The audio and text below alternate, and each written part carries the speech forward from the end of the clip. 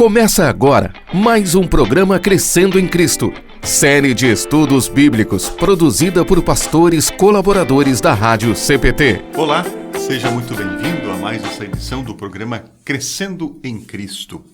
Eu sou Elvio Figur, pastor da IELB em Tupãssi e Nova Aurora, aqui no estado do Paraná. Nesta edição do programa Crescendo em Cristo, nos encontramos com o texto de Romanos, capítulo de número 8, onde o autor, o apóstolo Paulo, ainda está argumentando acerca da lei e do pecado para, na sequência, falar das gloriosas vantagens de estar ligado a Cristo. Já no capítulo anterior, o capítulo de número 7, o apóstolo iniciara essa sua argumentação. No verso de número 6, nós lemos o seguinte: porém, agora estamos livres da lei, porque já morremos para aquilo que nos mantinha prisioneiros. Por isso somos livres para servir a Deus, não da maneira antiga, obedecendo à lei escrita, mas da maneira nova, obedecendo ao Espírito de Deus.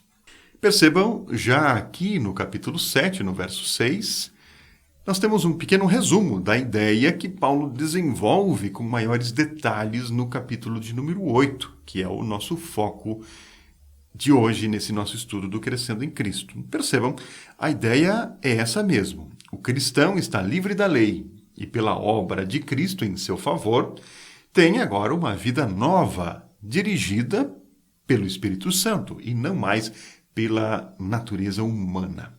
O apóstolo Paulo, então, começa o capítulo de número 8 dizendo o seguinte: agora já não existe nenhuma condenação para as pessoas que estão unidas com Cristo, pois a lei do Espírito de Deus, que nos trouxe vida por estarmos unidos com Cristo Jesus, livrou você da lei do pecado e da morte.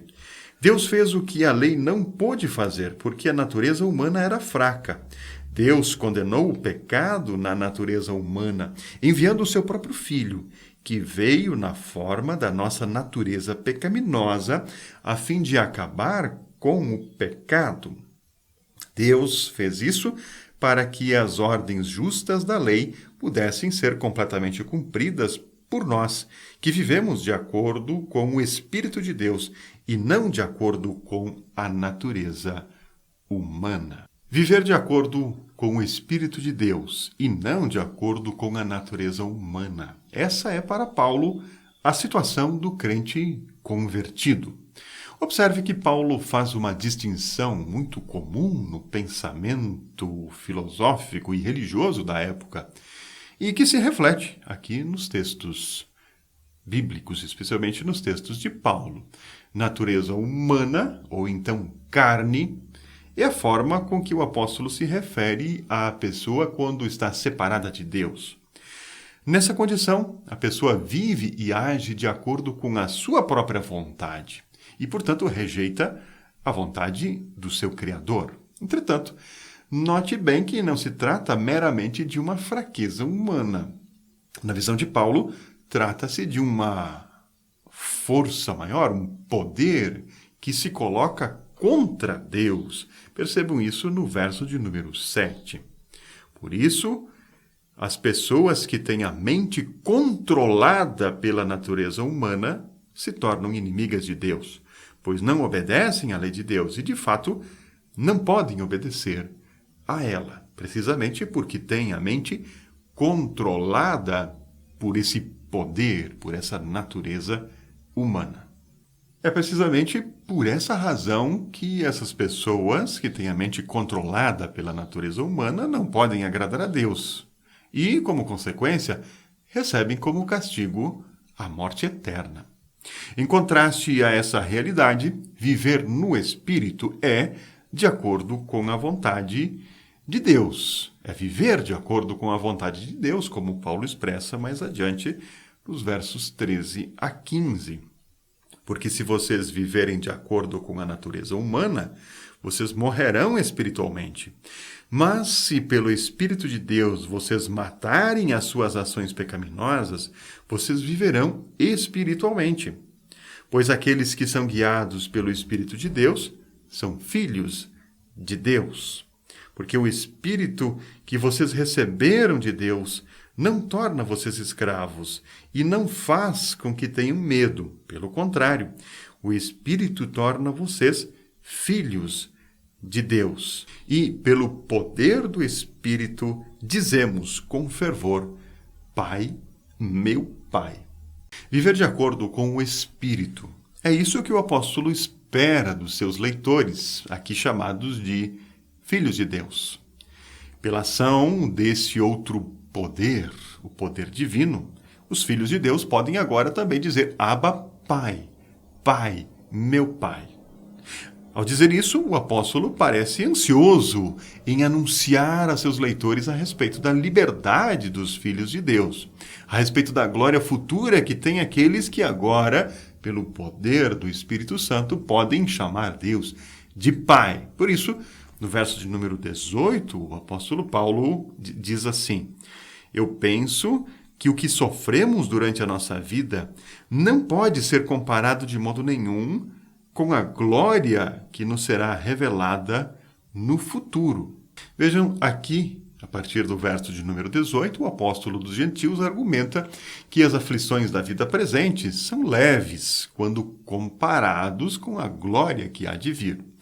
Em outras passagens, o apóstolo também escreve sobre isso. Por exemplo, em 2 Coríntios, capítulo 4, verso 17, ele fala da leve e momentânea tribulação que nós passamos agora. Claro, sempre quando comparados ao peso eterno da glória de Deus. O argumento aqui é que o próprio universo espera com impaciência o grande dia da salvação, tal a expectativa. Para o apóstolo, a natureza, enfim, o universo como um todo, deixou de ser aquilo que Deus havia planejado para ele quando o criou. E isso por causa da queda do ser humano em pecado. Nós vemos nos versos de 21 a 23. Um dia o próprio universo ficará livre do poder destruidor que o mantém escravo e tomará parte na gloriosa liberdade dos filhos de Deus. Pois sabemos que até agora o universo todo geme e sofre como uma mulher que está em trabalho de parto. E não somente o universo, mas nós que temos o Espírito Santo como o primeiro presente que recebemos de Deus, nós também gememos dentro de nós mesmos enquanto esperamos que Deus faça com que sejamos seus filhos e nos liberte completamente. Nos versos 24 e 25, Paulo dá um indicativo, ou então ele faz uma espécie de diferenciação entre a esperança impaciente do universo e a nossa espera. Nós esperamos com esperança, diz ele. Versos 24 e 25 dizem o seguinte: Pois foi por meio da esperança que fomos salvos. Mas se já estamos vendo aquilo que esperamos, então isso não é mais uma esperança. Pois quem é que fica esperando por alguma coisa que está vendo? Porém, se estamos esperando alguma coisa que ainda não podemos ver, então esperamos com paciência. Essa breve descrição aqui dos versos 24 e 25, uma descrição da esperança, ressoa ou nos faz lembrar aquela conhecida definição de fé que nós encontramos na carta aos Hebreus, capítulo 11, verso 1, onde diz que a fé é a certeza de que vamos receber as coisas que esperamos e a prova de que existem coisas que não podemos ver. A esperança e a espera do crente, portanto, são pautadas pela confiança absoluta e convicta em algo que ele não vê com os seus olhos físicos, mas somente com os olhos da fé. Esses olhos são os olhos do Espírito de Deus que habita o coração humano, como vemos nos versos 25 a 27. Porém, se estamos esperando alguma coisa que ainda não podemos ver, então esperamos com paciência.